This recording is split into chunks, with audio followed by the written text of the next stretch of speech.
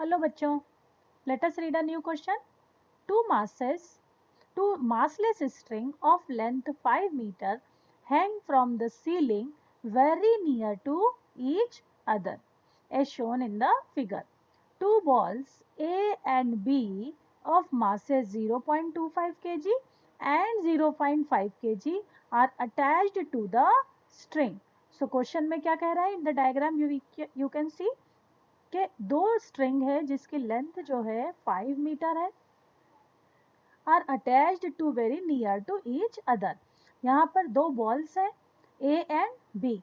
ए का जो मास है m1 दैट इज 0.25 kg और बी का मास है 0.5 kg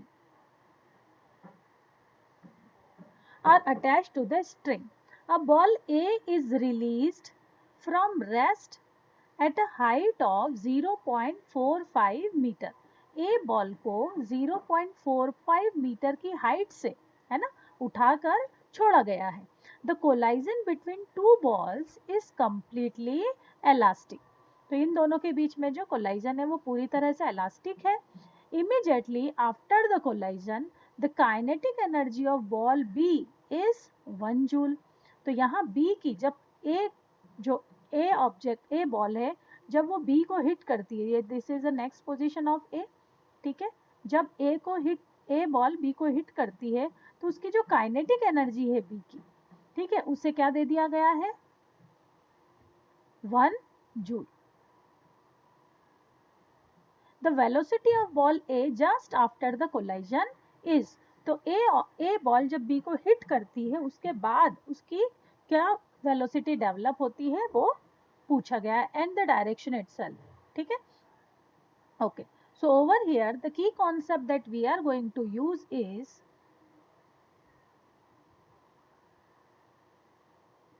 फर्स्ट ए बॉल को किसी हाइट से ड्रॉप किया जा रहा है और जब वो हिट करता है बी बॉल को तो काइनेटिक एनर्जी डेवलप होती है. So that see we can apply over here is work energy theorem.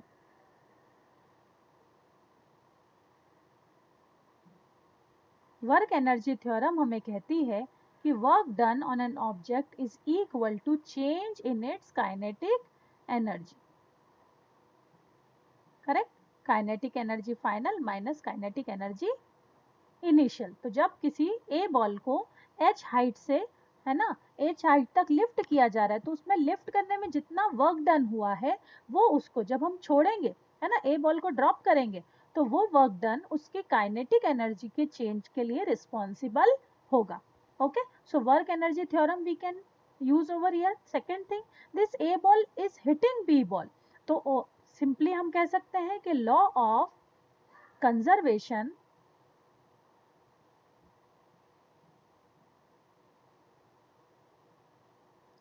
of linear momentum,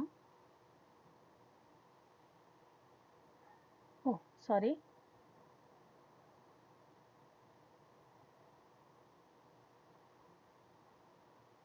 linear momentum will apply.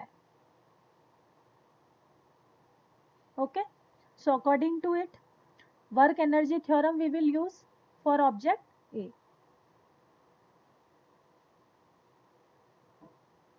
So work energy theorem, W is equals to KE final minus KE initial of A object. Correct. So यहाँ पे देखेंगे work done कितना develop किया है किसी object को h height तक उठा के रखने के लिए. जो वर्क डन होगा which is equals to mgh is equals to kinetic energy final. Kinetic energy का formula m a v a square, velocity of a square. यहाँ भी हम mass of A object is utilising तो M a suffix लगा सकते हैं. Initial kinetic energy कितनी थी ऑब्जेक्ट की? तो इनिशियल काइनेटिक एनर्जी 0 थी. Y?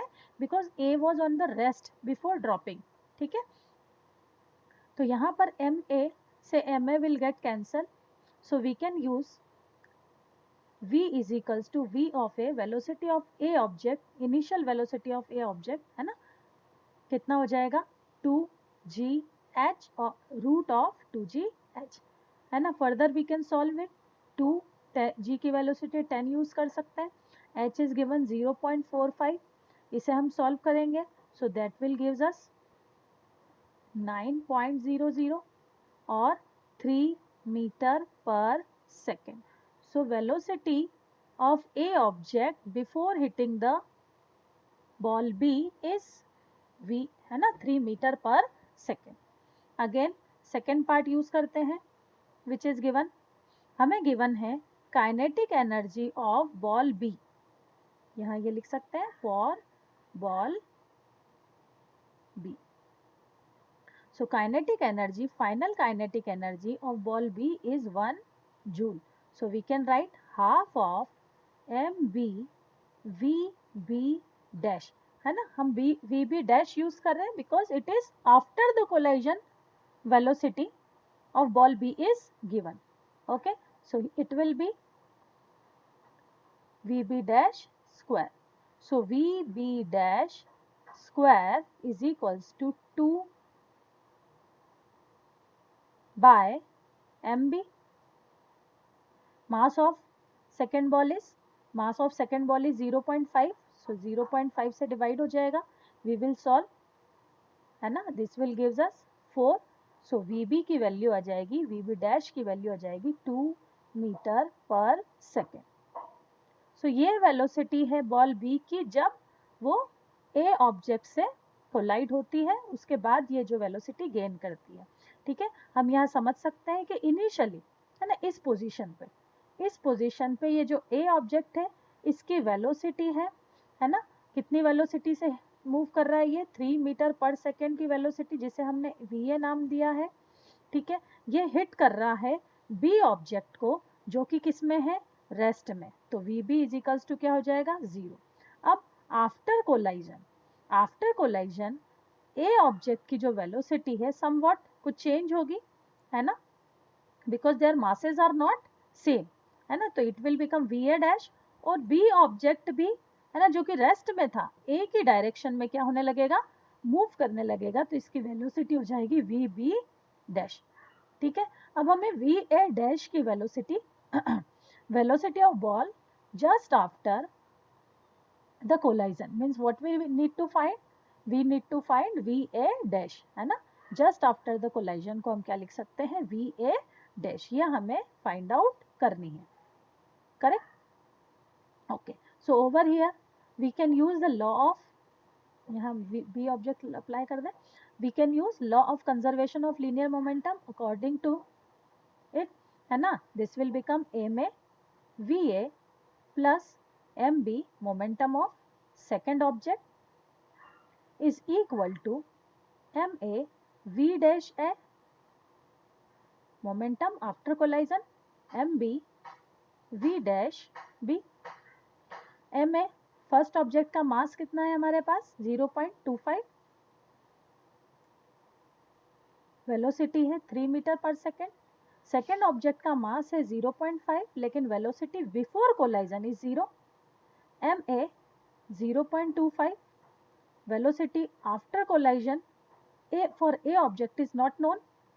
MB 0.5, velocity after collision is 2 meter per second. This will become 0.75 is equal to 0.25 into VA dash plus 1.